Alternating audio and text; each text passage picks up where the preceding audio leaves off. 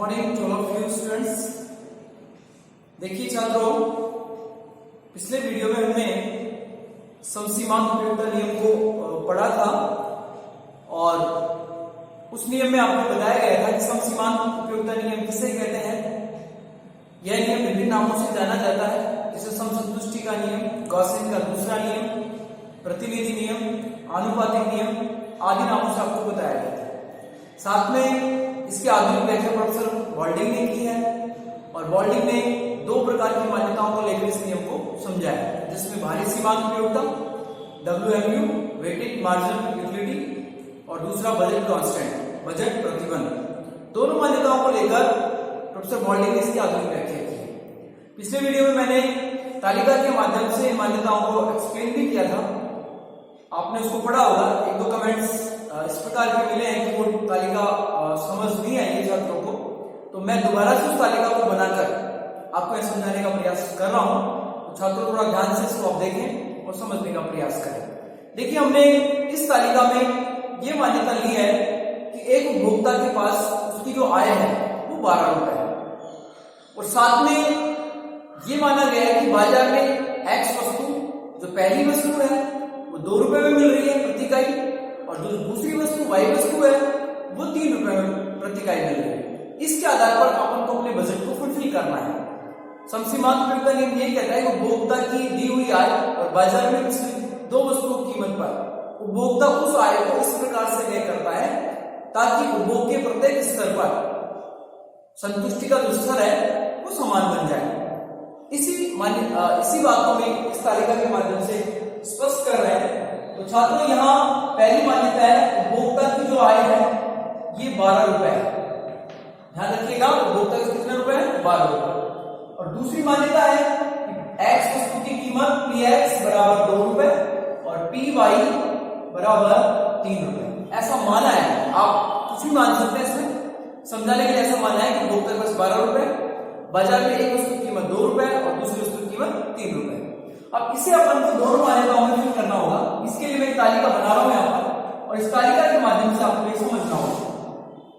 तो पहले कॉलम में तो आपको यूनिट लेना है इकाई, दूसरे कॉलम में आपको MUX लेना है, एक्स वस्तु की सीमांत उपयोगिता। तीसरे कॉलम में आपको MUY लेना है, वाई वस्तु की सीमांत उपयोगिता।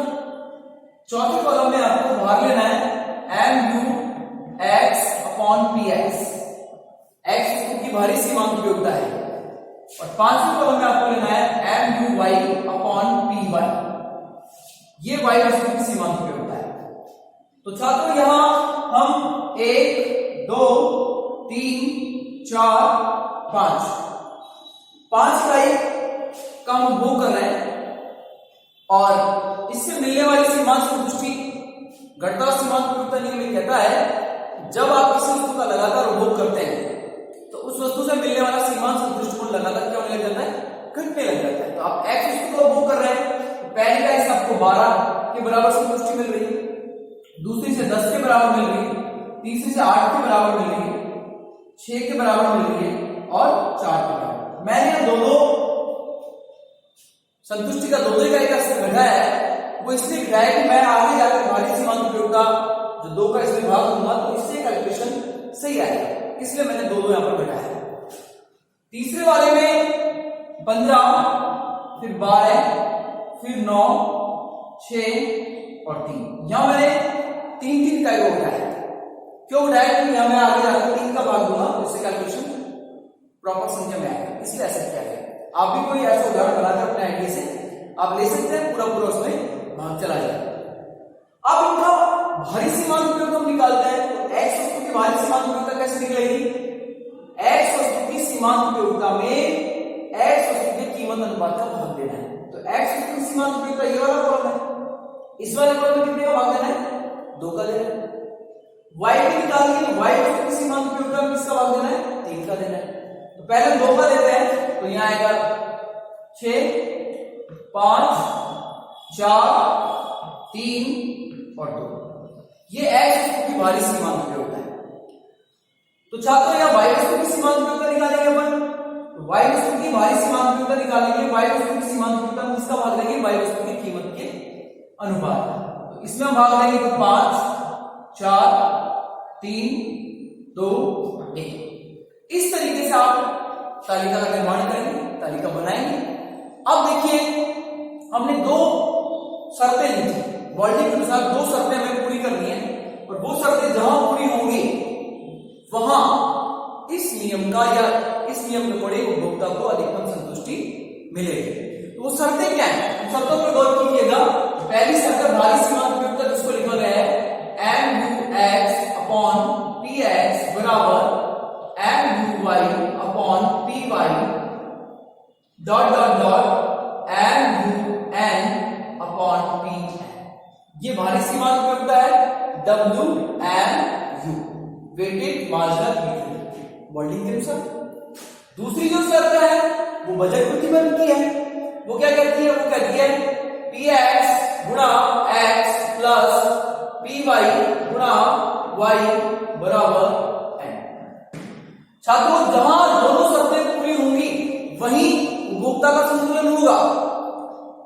तो पहली शर्त के अनुसार दोनों के भार को यदि हम देखते हैं इस टेबल के अंदर कि MUX अपॉन PX बराबर MUY अपॉन PY, तो ये तो MUX अपॉन PX है और ये MUY अपॉन PY, ये दोनों बराबर कहां हो रहे हैं, जहां ये दोनों बराबर होंगे वहां से हम बजट कांस्टेंट को अप्लाई करके देखेंगे।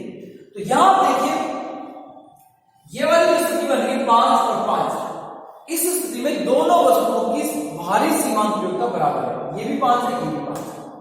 इसका मतलब ये हुआ कि यदि आप इस भार को बराबर मानते हैं तो उपभोक्ता X वस्तु की तो 2 इकाई क्रय कर रहा है और Y वस्तु की 1 इकाई क्रय कर रहा है और अपनी संतुष्टि को अधिकतम कर रहा है।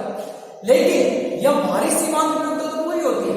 अब क्या इसमें बजट कांस्टेंट भी हो रहा है या नहीं हो रहा है, वो हमें देखना पड़ेगा। तो इस स्थिति में यदि हम नीचे वाली शर्त पर आते हैं तो उसमें क्या है, पहली वस्तु की कीमत 2 रुपए है और उसकी मात्रा कितनी ले रहे हैं 2, इसका मतलब X वस्तु पर आप 4 रुपए एक्सपेंस कर रहे हैं 12 में से। दूसरी वस्तु की कीमत 3 रुपए है, कितनी मात्रा ले रहे हैं 1। Y वस्तु पर आप 3 रुपए एक्सपेंस कर रहे हैं, X वस्तु पर 4 रुपए एक्सपेंस कर रहे हैं और Y वस्तु पर 3 रुपए एक्सपेंस कर रहे हैं। तो कुल मिलाकर एक्सपेंस कितना हो रहा है आपका 7 रुपीज, 7 रुपए एक्सपेंस हो रहा है और आपका बजट कितना है, आपका बजट 12 रुपए है। इसका मतलब आपका बजट फुलफिल नहीं हो रहा है। संतुलन का मतलब ये होता है जितना बजट आपके पास है वो सारा बजट बाजार में एक्सपेंस हो जाना चाहिए। इसलिए ये भारी सीमांत उपयोगिता जो हम सब लेकर कर रहे हैं ये उचित नहीं है, ये सही नहीं, क्योंकि यहां बजट कांस्टेंट लागू नहीं हो रहा है। फिर हम आगे बढ़ेंगे, थोड़ा आगे बढ़ते हैं तो 4 और 4 ये भाग भी बराबर हो रहा है। 4 और 4 दोनों की सीमांत उपयोगिता यहां भी बराबर हो रही है। इसको मैं गोला कर लेता हूं। इस स्थिति में 4 और 4 पर भारी सीमांत उपयोगिता बराबर है। इसका मतलब क्या हुआ, इसका मतलब ये हुआ यदि इस भारी सीमांत उपयोगिता को बराबर मानते हैं तो ऐसी स्थिति में आप X वस्तु की 3 इकाई का उपभोग कर रहे हैं और Y वस्तु की 2 इकाई का उपभोग कर रहे हैं। अब क्या इसमें बजट आपका फुलफिल हो रहा है, तो बजट पर जाना होगा। तो उसके लिए हम देखेंगे X वस्तु की कीमत 2 रुपए है, इकाई 3 खरीद रहे हैं, इकाई कितनी खरीद रहे हैं 3 खरीद रहे हैं, तो 6 रुपए आप X वस्तु पर खर्च कर रहे हैं और Y वस्तु की कीमत 3 रुपए है और इकाई कितनी खरीद रहे हैं, Y वस्तु की 2 खरीद रहे हैं, 6 रुपए इस पर आप व्यय कर रहे हैं। कुल मिलाकर X जो पहली वस्तु है उस पर भी 6 रुपए एक्सपेंस हो रहा है, व्यय हो रहा है, और दूसरी जो Y वस्तु है उस पर भी 6 रुपए खर्च हो रहा है। कुल खर्चा कितना हो गया, वो हो गया आपका 12 रुपए। इसका मतलब यह भारी सीमांत उपयोगिता भी पूरी हो रही है और भार भी पूरा हो रहा है।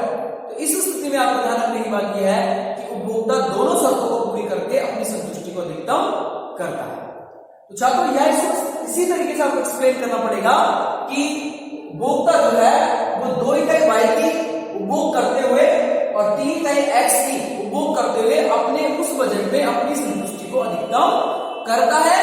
जिस करने का कारण क्या बन रहा है कि वहां दोनों शर्तें पूरी होती है। ठीक है, अब हम थोड़ा आगे चले इसमें। तो ये नियम की व्याख्या होने के बाद ये तो मैं पहले भी आपको समझा चुका था, लेकिन दोबारा मैंने इसको रिपीट किया है यहाँ पर।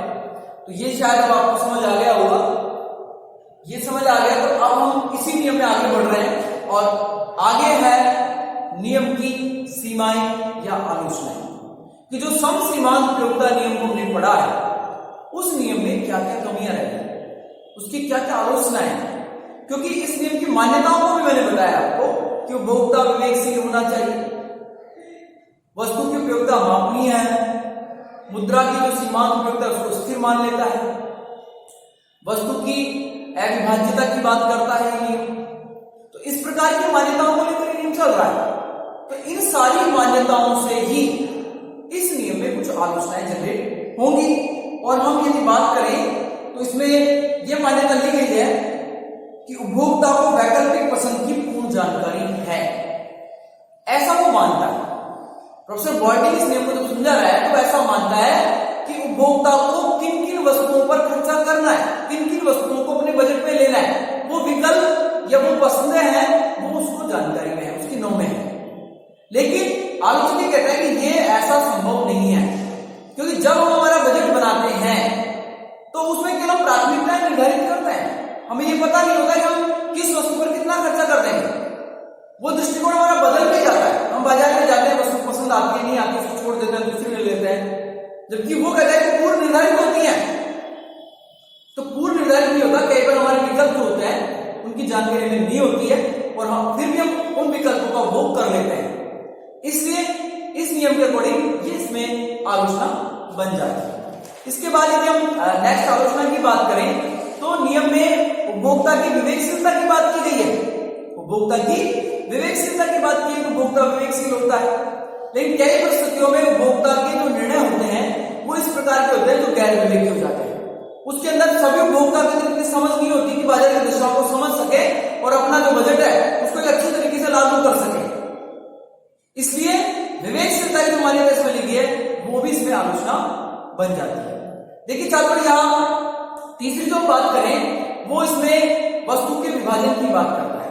इन्होंने वस्तु को अविभाज्य माना है कि सारी वस्तुएं हैं वो विभाजित हैं, उनका अलग अलग विकल्प होता है, अलग अलग पसंदें होती हैं, आप अपने हिसाब से जितना इकाई इसमें खरीद सकते हैं, अपनी संतुष्टि के लिए, अपनी संतुष्टि को अधिकतम करने के लिए उतना आप उसका विभाजन कर सकते हैं, ऐसा बॉल्टिंग और मार्शल मान रहा है। लेकिन आलोचक कहते हैं कि बहुत सारी वस्तुएं इस प्रकार की होती है जिनका विभाजन करना संभव नहीं है, और जब उनका विभाजन करना संभव नहीं है तो आप कैसे अपनी संतुष्टि को अधिकतम करेंगे। जैसे मकान है, कार है, ये अविभाज्य वस्तु है, इनका यदि आपने विभाजन कर दिया तो इनमें संतुष्टि का जो आधार माना गया है वो निरर्थक हो जाएगा, सही नहीं रहेगा। तो कहने का मतलब यह है कि जो विभाज्यता की बात कर रहा है वो इसकी आलोचना के तौर पर बन जाता है। इसके अलावा यदि अपन बात करें यहां पर कि जो ये नियम है ये अपने इस दृष्टिकोण में या इस कंसेप्ट में उपयोगिता को मापनीय मानता है। जैसे कि हमने दो प्रकार के अप्रोच पढ़े थे, एक कार्डिनल अप्रोच, एक ऑर्डिनल अप्रोच। कार्डिनल अप्रोच में कहा गया था गणना विश्लेषण में कि उपयोगिता मापनीय है, जिसमें मार्शल मुद्रा में मापता है, वालरा यूडिल्स में मापता है, फिशर वान टेबल में मापता है।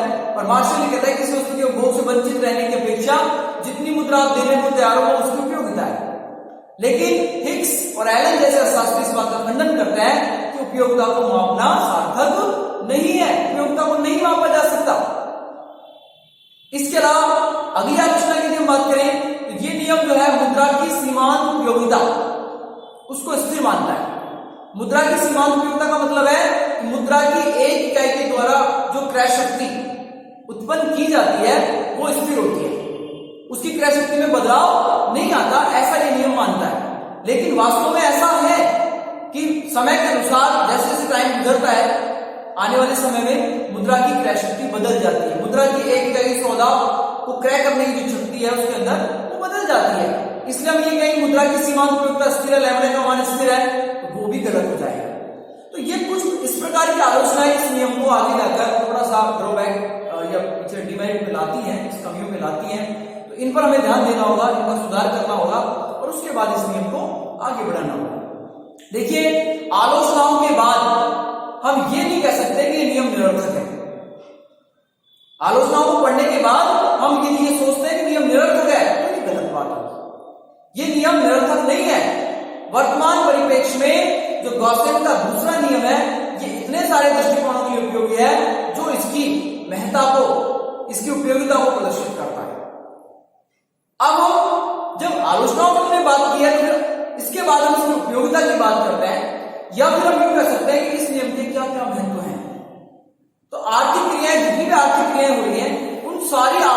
क्रियाओं में इस नियम का योगदान है, उसमें इनका इंपोर्टेंस है, उसकी महत्ता है। देखिए छात्रों, यहां आप चाहे उपभोग की बात करें, आप उत्पादन की बात करें, आप वितरण की बात करें, आप विनिमय की बात करें, किसी भी क्षेत्र में जो अर्थशास्त्र का सबसे महत्वपूर्ण सेक्टर है, उपभोग, उत्पादन, विनिमय, वितरण, प्रत्येक क्षेत्र में ये नियम अप्लाई होता है। कैसे अप्लाई होता है इसको समझिए आप बिंदुवार। सबसे पहले तो आपके दिमाग में कंसेप्ट होना चाहिए कि नियम क्या है। नियम क्या है? नियम कहता है कि जब उपभोक्ता अपनी आय को दो वस्तुओं पर क्रय करेगा, व्यय करेगा, उपभोक्ता की आय की जानकारी उपभोक्ता को है और बाजार में उसको यह भी पता है कि जिस वस्तु को मैं खरीदने जा रहा हूं उनकी कीमतें क्या है। तो उपभोक्ता क्या है, बाजार में पिछले दो वस्तुओं की कीमत के दिए हुए होने पर उपभोक्ता अपनी उस आय को उन वस्तुओं पर इस प्रकार से व्यय करेगा ताकि उपभोग के स्तर पर समान संतुष्टि मिल जाए।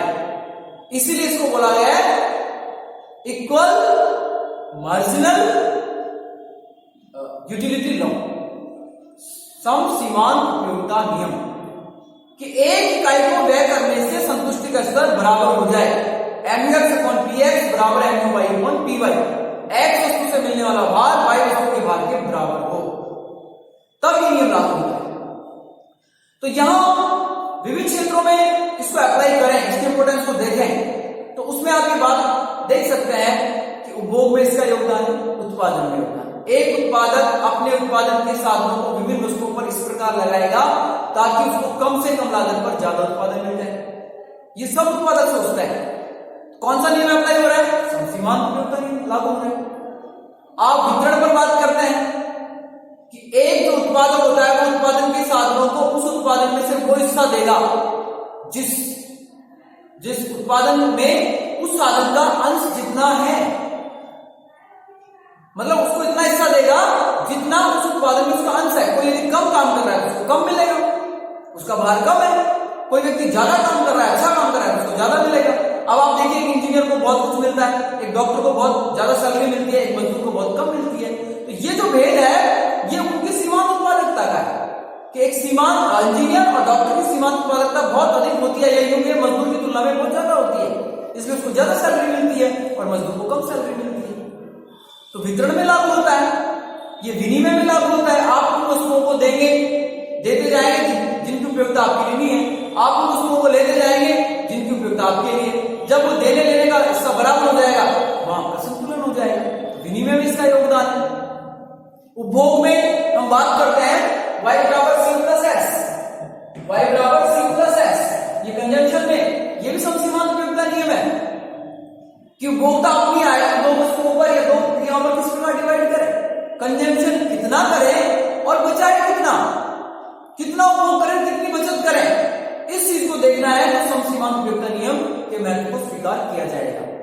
तो छात्रों यहां ये जो आपका दूसरा टॉपिक था उपयोगिता विश्लेषण, ये कंप्लीट होता है। इसमें आपने सीमाएं, इसके महत्व, समसीमांत उपयोगिता का नियम, उसकी व्याख्या, उसकी मान्यताएं, उसका अर्थ, इसके साथ ही घटता हुआ सीमांत उपयोगिता का नियम, उसकी मान्यताएं, उसका अर्थ, ठीक है ना, उसकी व्याख्या, ये सब कुछ पढ़ लिया। नेचर पढ़ लिया उपयोगिता का, गणनावाचक और क्रमवाचक विश्लेषण पढ़ लिया है। इस तरीके से अपना ये दूसरा टॉपिक कंप्लीट होता है। आप इसके क्वेश्चन आंसर मुझसे आप करें, फिर भी कोई क्वेश्चन आंसर यदि आपको क्लियर नहीं होता है तो आप हमें बताएं, कमेंट बॉक्स में लिखें, वो समझा दिया जाएगा। एक वीडियो मैं चाहता हूं, एक टॉपिक अपने जब पूरे हो जाएंगे तो मैं एक वीडियो इस प्रकार की आपको दूंगा जिसमें आप फर्स्ट चैप्टर से लेकर 3 या 4 चैप्टर जो अपने लगातार बनेंगे उनके जो लास्ट के जो क्वेश्चन आंसर दिए उन पर मैं आपसे चर्चा करूंगा। तो वो मैं अभी आने वाले समय में 10, 5, 15 दिन के बाद लगभग जैसा मैं सूचित कर दूंगा आपको, उस प्रकार का वीडियो आपको दिया जाएगा। तो आप आराम से इसको पढ़िए, समझिए। फिर भी किसी तरह की समस्या आती है तो कमेंट बॉक्स में जरूर लिखें आप। Thank you.